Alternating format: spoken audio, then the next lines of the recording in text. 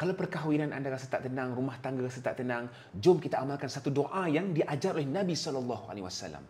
Doa ini terdapat dalam Al-Quran sendiri, muka surat 366, surah Al-Furqan ayat 74. Sama-sama kita baca, Rabbana hablana min azwajina wa dhurriyyatina qurrata a'yun waj'alna lil muttaqina imama.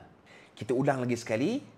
Rabbana hablana min azwajina wa dhurriyyatina qurrata a'yun waj'alna lil muttaqina imama.